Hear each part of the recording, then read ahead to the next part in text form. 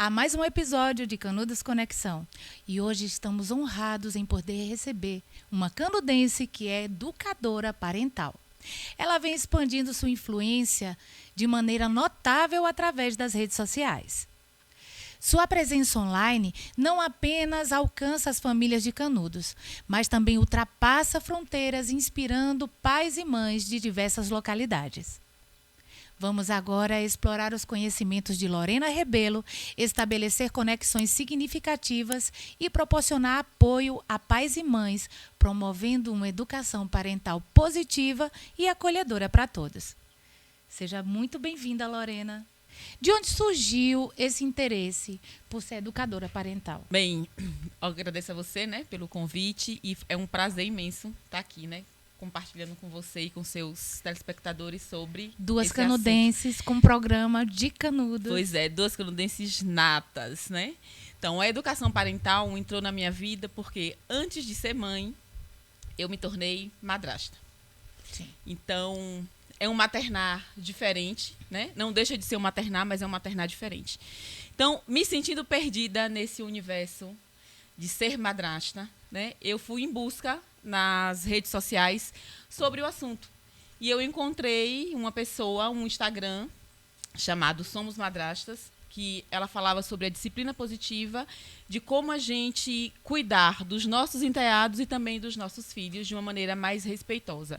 E isso me chamou muito a atenção. Então, fui em busca desse conteúdo, a princípio, o conteúdo gratuito que eu encontrava na internet. E logo após, quando eu consegui, eu fiz uma certificação, né, uma certificação em educação parental pela PDA Brasil. E, assim, quais os principais desafios que os pais, na sua visão, do seu conhecimento, que os pais enfrentam hoje em relação à criação dos filhos? O maior desafio é com a gente mesmo. É a gente achar que é dono dos filhos. Verdade. Né? Acho que esse é o maior desafio. É a gente olhar para os nossos filhos e encará-los como seres humanos, que têm direitos, que têm deveres, que têm vontades. Porque a gente acha que é dono. Mãe e pai acham que é dono dos filhos. E que os filhos não têm vez e não têm voz. Sim. Fomos criadas dessa maneira, né? Sim. A disciplina positiva, ela é o meio termo entre o autoritarismo e a permissividade. Então, nesse meio termo, a gente encontra o respeito, a empatia e a firmeza em educar os filhos. Então, a gente olhar para os nossos filhos como pessoas, acho que esse é o maior desafio. Verdade. A gente teve uma criação que a gente teve mais dificuldade, na verdade. Conseguir um tênis era difícil, ter uma roupa era difícil, a gente tinha aquela roupa da missa, né? E hoje é tudo muito mais fácil, ninguém dá valor a nada. E aqueles pais, eu vejo alguns. Eu sou daquela que ainda dou aquela apertada. Porque eu vejo muitos pais facilitando muito a vida dos filhos.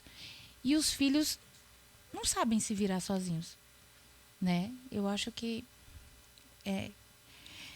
tem muita coisa ainda para a gente poder aprender, viu? Porque é uma construção que nossos pais nos construíram e aí, de uma certa forma, e a gente tem horas que acaba desconstruindo. E também tem essa parte bacana de muitos pais como você, que abre a mente para olhar um outro lado para poder fazer a diferença. É verdade. Eu vejo assim, eu agradeço muito a criação que eu recebi dos meus pais, né? Porque eles me deram aquilo que eles podiam me dar, né? Naquele momento. O E não tem ninguém revoltado por causa disso. Não, ninguém está traumatizado, eu mesmo não sou traumatizada com nada. Então, eu colho o que foi de bom me dado Sim. por eles, todos os princípios. A pessoa que eu sou hoje, eu agradeço a formação que eu recebi deles, né? Do meu pai, Sim. da minha mãe. Questão de honestidade, de respeito pelo próximo, de você querer e precisar trabalhar. Isso eu trouxe deles. Mas aquela questão de ser a menininha obediente, que faz tudo o que os outros querem, que manda, isso eu não desejo para minha filha. Então, Sim. Essa parte eu educo a minha filha de uma maneira diferente. E é o que a disciplina positiva nos traz, né? A gente precisa dar autonomia para os nossos filhos desde sempre. A Meli tem 4 anos de idade, então ela já tem a capacidade de tirar um prato da mesa, de guardar os seus brinquedos, de escolher a roupa que quer vestir, né?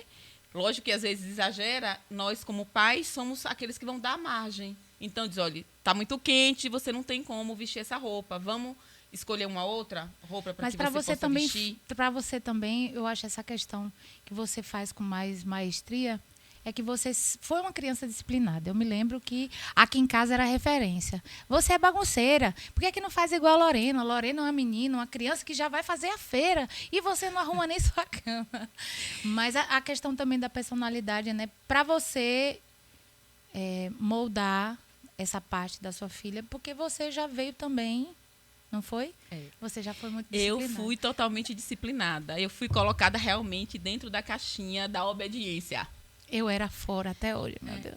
Não conseguia, E não. isso é uma parte que não me agrada na minha educação. Sabe por quê, Ângela? Porque hoje eu tenho uma grande dificuldade de dizer não. Eu digo muito sim para os outros e digo não para mim. E isso não é saudável. Pois então vocês estão diante de uma pessoa que foi criada dentro da caixinha e a outra que não aceitou viver na caixinha até hoje. Dois extremos aqui, viu, gente? Então, eu aprendo muito com Lorena nessa questão de dar mais disciplina, porque como eu sou uma pessoa um pouco indisciplinada, mas eu ainda tive sorte, que meus filhos eles são bem educados, bem disciplinados. Mas as dicas que Lorena dá nas redes sociais dela, nos stories dela, o dia a dia dela com a filha, você vê a vozinha de Amelie, toda mansinha, toda carinhosinha, mas é cheia de personalidade aquela menina, viu? Vamos abordar um pouquinho como é que você aborda essa questão de limites na educação parental. O limite é saudável. Ele tem que existir sempre, né? E criança pede. Isso, ninguém pode Pede. viver no mundo sem limite, né? A sociedade em si exige limites. Sim. Então, a criança tem que ter limites em casa. Questão de telas, horário para ver, para acessar, o que vestir. Por exemplo, existem regras e as regras precisam ser cumpridas. A Amelie, de vez em quando, quer ir para a escola de vestido. Aí eu disse, mamãe, para a escola não pode. A escola tem uma roupa própria para vestir. Tem um limite ali. Eu não deixo a Amelie fazer o que quer, quando quer. Mas eu deixo ela me questionar. Ela me pergunta, mas por que não? Por que eu não posso? Por que eu não devo? O porquê. O Então, porquê, explicar o porquê é muito importante. E você fazer pergunta para os seus filhos é muito importante, porque você acaba aprendendo, né? Tirando deles o que eles querem dizer, né? Então, o limite, ele deve existir. A disciplina parental, a disciplina positiva é esse meio termo. Limites existem. Eu não posso permitir tudo. A Amelie faz tudo o que quer, quando quer, na hora que quer. Não. E também não é engessada. Ela não é engessada. É isso aqui, você tem que fazer isso porque eu quero que você faça isso. Não. Ela sabe se impor também. Eu dou permissão para que ela questione, para que ela me pergunte por que isso? Por que eu não posso fazer isso? E aí a gente vai conversar. E quando ela me traz alguma questão, eu pergunto de volta. Mas por que você está me perguntando isso? Por quê? Né? E aí ela vai me dizer e eu vou acabar descobrindo o que é que ela quer, sem antes colocar a minha posição como mãe como algo superior. Eu ouço muito o que minha filha tem a dizer, né? Isso e é os bom. limites existem nas coisas necessárias. Alimentação, escola, acesso a telas, a hora de dormir. Esses limites, eles devem existir. Uma coisa na alimentação que eu fico até um pouco aborrecida quando eu vejo alguns pais é que minha filha, meu filho só quer comer biscoito. Na hora do almoço, só quer comer chocolate, quer comer um hambúrguer. Gente, se você oferece, se você tem na tua casa, se você compra, se você dá, é óbvio que ele vai querer o chocolate e o hambúrguer na hora do almoço. E você tem alguma técnica para isso aí? Porque eu criei os meus assim. Eu não comprava besteira para casa. Quando eles comiam besteira era quando eles estavam na rua, onde estavam todos os coleguinhas. Aí eu também não acho legal você impor ali, não, você não pode comer, vendo todo mundo comer. Meus filhos não gostam de refrigerante, até hoje não tomam refrigerante, porque eu nunca ofereci refrigerante a eles. No dia que eles tomaram refrigerante, eles não gostaram. Mas que dica você dá para esses pais que acham que eles não têm um limite sobre a alimentação dos filhos, porque é o gosto do filho querer comer uma coxinha na hora do almoço? Isso já vem lá do início, né? A introdução alimentar não foi feita da maneira correta, Sim. né? Se essas coisas estão dentro da sua casa, quem compra? A criança tem o poder de ir no supermercado comprar biscoito recheado, refrigerante, essas guloseimas? Não. Né? Então, são nós, adultos, que trazemos para dentro de casa. E por incrível que pareça, a Meli aprendeu a comer besteira na escola. Na escola. A merenda de Amelie era frutas. A Amelie só comia frutas. Os meus também eram assim. Né? Porque a introdução alimentar dela foi feita dessa forma. Em casa não tinha esse tipo de besteira. Então, ela comia fruta. Na escola, quando ela passou a ver a merendinha dos outros colegas, ela passou a querer. Mamãe, eu quero batata torrada. Eu disse, meu Deus, o que é batata torrada? Jesus, eu não sei o que é isso, mamãe. E aí tive que procurar saber o que era isso. Mas evito, em casa, trazer essas besteiras para dentro de casa. Lógico que a Meli come, né? Porque aprendeu, sentiu o gostinho, mas tudo dentro do limite. Não abro mão da alimentação com fruta. E, para você ver, o café da manhã dela é banana da terra cozida com ovo. Não pode faltar jamais. Não pode faltar de jeito nenhum. Banana da terra e ovo em casa é sagrado. Aconteça o que acontecer, eu tenho que me virar para ter em casa. É uma rotina também, né? Porque Crianças... é o que ela gosta de comer. Às vezes pede até para levar como merenda para a escola. E esse tipo de situação sempre gera conflitos, né? Não só esses. E, pelo seu conhecimento, como lidar com essas situações de conflito entre pais e filhos? Os conflitos sempre vão existir, porque somos pessoas diferentes. Embora ela tenha nascido de mim, né? Sim. Somos pessoas diferentes. As nossas personalidades são totalmente diferentes, né? E o conflito, ele é contornado com conversa. Conversem com seus filhos, dialoguem com seus filhos. Não vá já impondo, eu sou sua mãe, você tem que me obedecer. Não é assim que funciona, né? Vamos conversar, tá bom. Percebeu que o seu filho está chateado? Dê um momento para ele curtir a chateação dele, demonstrando, eu estou aqui do seu lado, estou percebendo que você não gostou. Eu também não gostava, na sua idade, eu também não gostava de fazer isso, eu não gostava de que me recriminassem, não gostava disso, mas é necessário. Quando você estiver mais calmo, aí a gente vai voltar a conversar sobre esse assunto. É importante também permitir que os filhos expressem as suas emoções. Todas as emoções são válidas, todas as emoções são verdadeiras e todas elas existem. E a gente precisa permitir que os nossos filhos expressem essa emoção. Está com raiva? Deixa lá. Não permita que o filho vá se machucar, lógico, nem machucar uma outra pessoa. Mas permita que ele coloque a raiva dele para fora e diga, olha, o que você está sentindo é raiva. Daqui a pouco ela vai passar. E aí a gente vai conversar sobre o que aconteceu. Tipo, deu uma birra no supermercado porque queria levar um doce e no momento não era possível. Né? Porque isso já aconteceu comigo várias vezes. Mamãe, mas eu quero. Mas a mamãe agora não pode levar, não vai levar. Eu pego a Meli no colo, saio do supermercado, tento acalmar ela naquele momento, explicar, e aí ela vai entender. Os nossos filhos entendem. A gente só precisa conversar com eles.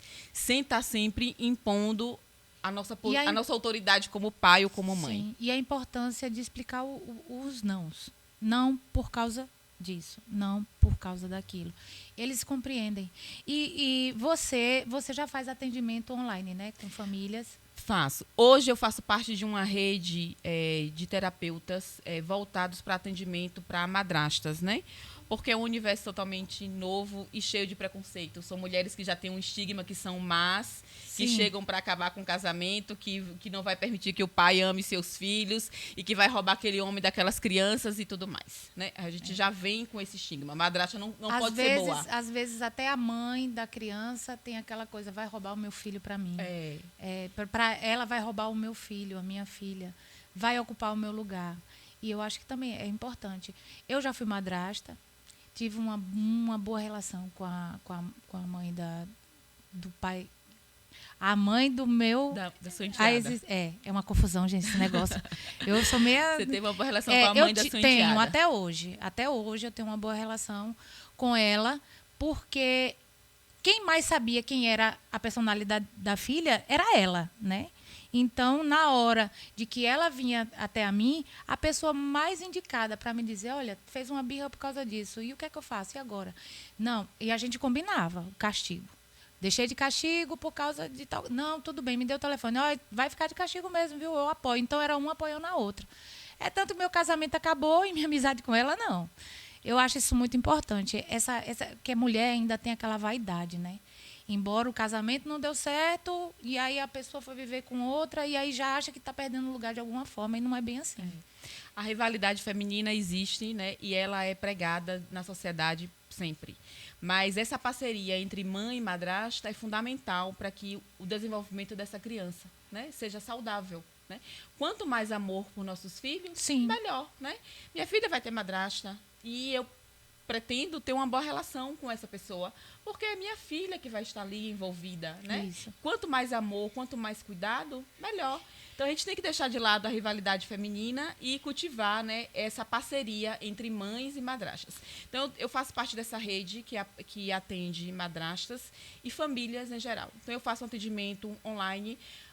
Determinada família está com determinado... meu filho está fazendo birras, eu não sei mais o que fazer, já tentei de tudo e não encontro uma solução. E nesses atendimentos, você já pegou pais? Porque, assim, eu já vi em programas de TV, como aquele Super Nani. Ela é uma mulher ali, escolada, sabe decifrar tudo.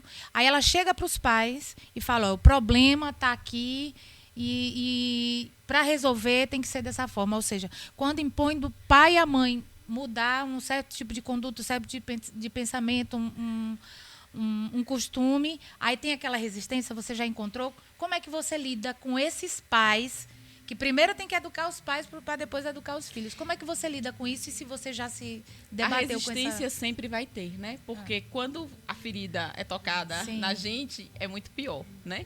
E fomos criados com aquela coisa de que pai e mãe já nascem sabendo de tudo, que a gente já nasce sabendo ser pai, que a gente é dono da verdade, né? Sim. E não é bem assim.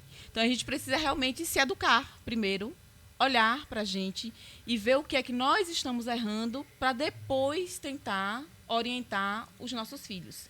Então, quando existe essa resistência, eu oriento os pais ou a procurarem uma terapia para corrigir aquilo que está errado deles lá do passado, né? E depois fluir para a educação do filho e continuar, né, com essa conversa, com essa busca de conhecimento, porque o conhecimento é que vai nos transformar.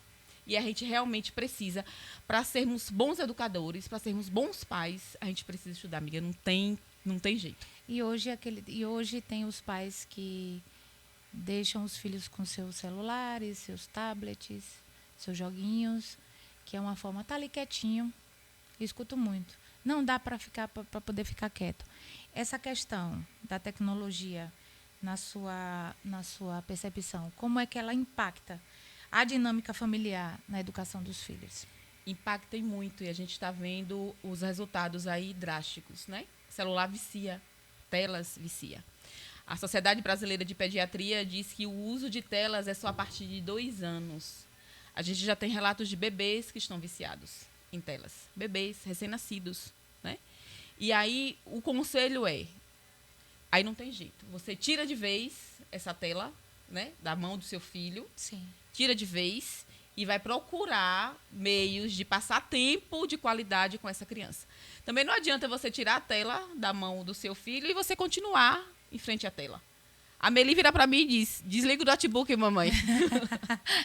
Muitas vezes a gente nem percebe, né? Quando eu tomo o celular dela, que diz assim, mamãe, já está na hora de dormir, me deu o celular. Ela diz, desliga o notebook, mamãe. É de imediato. Aquela frase de que faço o que eu digo, mas não faço o que eu faço, não funciona, né? Não. Nós temos neurônios espelhos que refletem tudo aquilo que está sendo visto. Então, o seu filho vai ser reflexo seu, né? Sim. Como é que você quer que esse reflexo seja? Então, as telas impactam muito. Os pais hoje estão deixando de passar tempo com seus filhos, tempo de qualidade, brincar mesmo com a criança, levar para passear numa pracinha. Eu lembro que meu pai fazia muito isso com a gente. Pegava a gente final de tarde, saía para andar aqui por essa banca, mostrar o trabalho dele, o que ele fazia. Era tempo de qualidade que ele tirava para estar com a gente. E hoje, os pais não fazem mais isso com seus filhos. E é necessário voltar. Realmente deixar a tela de lado. Com criança até 2 anos, não dê tela. Tire a tela da mão dos seus filhos. Criança com 2 anos não precisa, não pode, não deve ter celular. Para quê? E aí, depois disso, você limitar o tempo e também trazer outras coisas para que o seu filho possa se entreter. Um quebra-cabeça, um gibi, um brinquedo mais interessante para que ele possa ali passar o tempo. Se não tem jeito, em vez de dar o celular, deixa a televisão ali ligada, porque às vezes eu faço isso com a Amelie. E quando eu penso, ela está ali, brincando de comidinha, inventando um mercado, Sim. uma sorveteria, ela é dona do seu próprio negócio, vai me vender mingau, vai me vender sorvete, porque ela não fica presa, né, com o celular na mão. Está ali ouvindo o que está acontecendo na televisão e continua brincando, interagindo com o mundo que está ali à sua volta. Isso é necessário. E nessa questão eu queria abordar agora as questões de diversidade e inclusão na educação parental. O que é que você tem para dizer para a gente? O respeito é fundamental, né? É a nossa palavra de ordem, é respeitar. A gente tem que respeitar as diferenças. Hoje em dia, ensinar os nossos filhos a fazer isso. Hoje em dia, a questão até da própria sexualidade, que hoje você vê as crianças bem novinhas, você já percebe que já tem aquela tendência de que está sobre ainda aquela coisa da sociedade que está fora do padrão, que eu acho que essa palavra padrões, fora né? do padrão não existe, cada um Cada um tem o seu padrão. Eu me recordo muito, meu filho mais novo, um dia ele voltou da escola, ele tinha 4 anos. Ele voltou chorando, porque ele disse que tinha perdido um amiguinho. Eu disse, como você perdeu um amiguinho? Como assim? O que foi?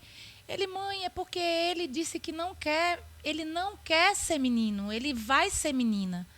E eu falei, meu Deus, e agora que eu não entendo direito esse negócio, como é que eu vou explicar? Ele, mãe... Aí eu achei assim, será que esse menino, a questão desse menino é a questão da transexualidade, né? Que se fala, eu também não tenho conhecimento para falar, mas eu só vou falar assim, o que aconteceu comigo. Ele desesperado, porque ele gostava do amigo, e na cabeça dele, se o amigo dele fosse uma menina, ele ia perder o amigo dele.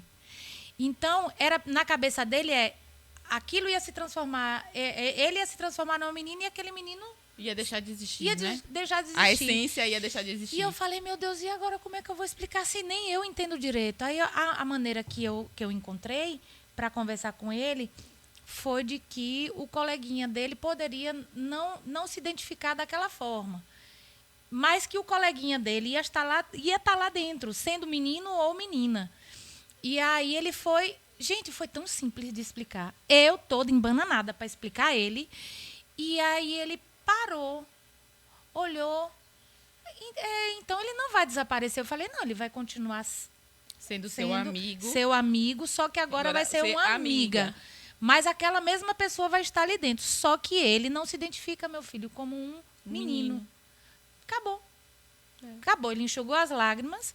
E aí ele começava. Ele disse, mamãe, ele disse que quer ser a menina da Frozen. Mas é só segredo nosso por enquanto, tá? Mas eu tô contando para você. E ele levou aquilo numa naturalidade. E outra coisa, ele não deixava ninguém fazer chacota com um coleguinha. Então, eu acho que quando a gente explica as coisas, fica mais fácil. Ele estava sofrendo, depois que eu expliquei de uma forma que, para mim, foi meio atrapalhada, mas que simplificou na cabeça dele. Então, eu acho importante a gente não endemonizar, porque muitas das vezes, meu filho mais velho sofreu muito bullying. E muitas das vezes a gente ia conversar com os pais e os pais não davam importância. Então, às vezes, essa questão do bullying, que eu quero que você fale também, às vezes a criança não tem a noção. Mas quando os meus, eu sempre chamei a questão da diversidade, da diferença, e eles nunca permitiram ver outro coleguinha fazendo bullying. Então, eu queria que você falasse pra gente, porque eu não sou especialista no assunto, eu só sei que eu fiz com os meus da minha maneira e deu certo. A gente tem que entender que o mundo mudou, né? E a gente precisa mudar junto com ele, né? A gente precisa mudar junto com ele. Quando eu descobri que estava grávida de Amelie, eu disse que o meu mundo ia ser um mundo de todas as cores, porque eu queria que minha filha aprendesse a respeitar toda forma de existir e de viver. Não seria um mundo rosa, seria um mundo de todas as cores, porque ela iria conviver com toda essa diversidade. E eu quero que ela cresça aprendendo a respeitar a si e ao próximo. Hoje ela se denomina menina, mas Daqui a uns anos, não sei. Sabemos. Não sabemos. Nem ela. Nem ela, né? Qual vai Ou ser a às escolha vezes, dela? às vezes a pessoa já sente, mas demora. Não manifestou e ainda, né? Não Digamos. manifesta ou então não compreende, né? Eu queria que você esses alertas, porque são alertas. Quais são os alertas de problemas emocionais nas crianças? Que geralmente tem problema. A criança quando é abusada, a criança quando está sofrendo bullying, a criança quando ela não se identifica naquele gênero, né? Como é que se aborda? Porque tem pais que dizem, o que é que você tem? É frescura, sabe? Os meus, quando eles chegam aborrecidos, eles já chegam mais silenciosos, se aborrece com tudo, ou então não quer falar, entra direto para o quarto. A mudança comportamental é a primeira, né? Sim. Se você conhece bem o seu filho, né? Se você tira tempo para observar, para conversar, para conhecer o filho que você tem em casa, qualquer mudança desse tipo você vai perceber, você vai notar que houve uma mudança. Então, se a criança está sendo abusada, se ela é uma criança feliz, alegre, extrovertida, ela vai ficar triste, ela vai se recolher, ela vai se trancar, ela vai se fechar. Fora se ela estiver passando por qualquer tipo de situação. Então, a mudança de comportamento é a primeira. Então, o pai, ele vai chegar e vai perguntar, fulano, está tudo bem? Aconteceu alguma coisa? E aí, a criança vai lhe dar abertura para isso. Se esse canal de comunicação já existir, ela vai falar. E você vai perguntar, fazer perguntas, é de importância principal. Agora, não fazer uma pergunta já acusando. Sim. Foi você que pegou aquilo ali, não foi? Foi você que fez isso. Não. É uma pergunta de maneira mais sutil. Mas por que você está pensando assim? Por que você está me dizendo isso? Aconteceu algo? Perguntas que fazem com que a criança raciocine, pense e coloque para fora aquilo que ela está sentindo, né? Porque as diferenças estão aí. Hoje eu acredito que teria que ser ensinado isso na escola, desde do maternal. Teria que ter uma matéria de diversidade de gênero. Sim. Dentro das escolas. É porque deturpam muito ainda a questão da educação sexual. Acham que vão ensinar a criança como fazer sexo. Gente, é ensinar de que tal pessoa não pode tocar naquela parte. Pessoas de confiança, tipo mamãe, né? Hoje em dia que a gente tem horas que não confia nem no próprio pai. Então, mas é dessa educação que está falando. A educação de quando vir um estranho tocando numa parte que não é comum de outras pessoas tocarem. É tão simples. Sexualidade não é sexo, né? Já começa sexualidade por aí. Não é sexo. Sexualidade não é sexo. Então, olha, sentou, botou no seu colo, fez algum movimento. É sobre isso que a gente tenta abordar e que as pessoas deturpam, colocam, endemonizam a situação e aí já acha que a professora vai ensinar a criança a transar. Gente, pelo amor de Deus, vamos melhorar um pouquinho, porque está complicado. Aí eu prego assim, os profissionais têm que se capacitar, né, para tratar desse assunto. E isso. Quando você trata desse assunto na escola, o seu filho acaba lhe ensinando, né, em casa. Porque o que a Meli aprende na escola, ela traz para mim. Ela diz, mamãe, eu aprendi isso hoje. E você sabe, Lorena, que eu vejo hoje, até as próprias atrizes, hoje elas falam abertamente e lembram da infância, o quanto elas foram abusadas e que só entenderam agora. Os nossos filhos não, eles já entendem antes que aconteça. Eles entendem quando eles são abordados de maneira estranha. Entendeu? Eu acho que não só o diálogo, mas assim, eles percebem, porque eles também, a internet tem esse lado bom, né? Eu vou dizer aqui para vocês, né? Acho que primeira vez que eu vou falar em público sobre isso. Eu fui abusada enquanto criança. Fui abusada. E não sabia, né, que estava sendo abusada. Não sabia. E eram por pessoas que eu confiava, eram por pessoas que faziam parte do meu ciclo familiar, faziam parte da minha família, que frequentavam a casa da minha avó, que para mim era o meu lugar mais seguro, mas eu não sabia que estava sendo abusada.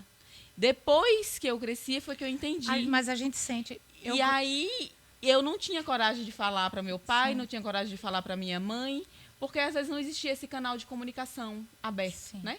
Então, hoje, eu não quero jamais que minha filha, que os meus sobrinhos, passem por isso. Então, eu ensino a Meli desde pequenininha o nome das partes íntimas do corpo dela, ela sabe os nomes corretos, não tem apelido, é o nome certo, que ninguém pode tocar, que ninguém pode mexer, que ela mesma pode tocar, ela pode lavar, a mamãe está ali. Eu pedi a licença, disse, olha, mamãe, licença aqui, eu vou trocar a sua fralda. Ela recém-nascida.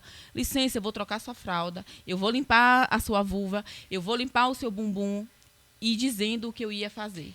Né, para que futuramente, se alguém vier tocar, se alguém vier mexer, ela saiba se defender. Ela olha e diga assim, não pode, eu vou contar para o meu pai, eu vou contar para minha mãe, e sair correndo daquela situação.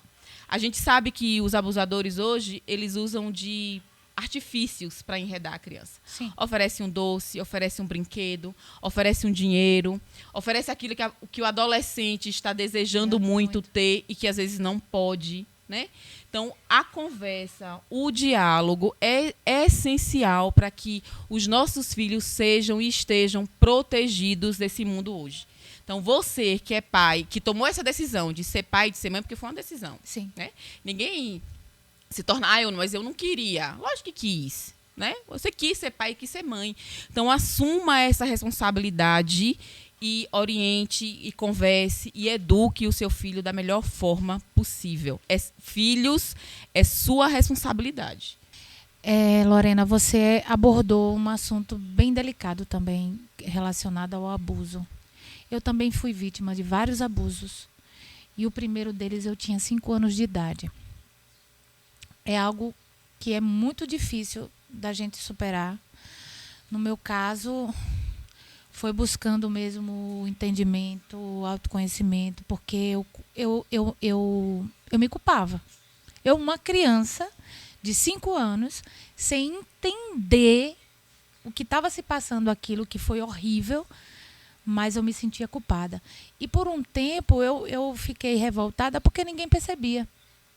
Ninguém percebia. Uma criança que era extrovertida, brincalhona, que dançava, que subia, que descia e de repente ficou retraída. Mas hoje eu entendi. Esses assuntos não eram abordados. Na nossa infância não era abordado. Os nossos pais também poderiam ter sido abusados e também não entendiam por quê. E eu acho a importância do diálogo. Os meus filhos hoje sabem dessa situação, porque eu comentei com eles já. E desde cedo eles já entenderam o que é um pedófilo, o que é pedofilia. Eu procurei explicar de uma maneira que não traumatizasse, mas que mostrasse esse lado do mundo que existe. Hoje a gente vê que a gente não pode mentir para os nossos filhos, né? Sim. Tem que existir uma conversa de acordo com a idade de cada um, mas não pode haver mentiras, né? A gente não pode estar enganando os nossos filhos, até porque hoje eles têm acesso à internet. Tudo, né? E está tudo ali. Está tudo ali. Então, se você que é pai e mãe inventa uma história, foi a cegonha que trouxe você, como foi que eu nasci? Foi uma cegonha que trouxe você, um bicho assim. Não, gente. Fale a verdade. Fale a verdade de uma maneira que seu filho entenda, de acordo com a idade de cada um.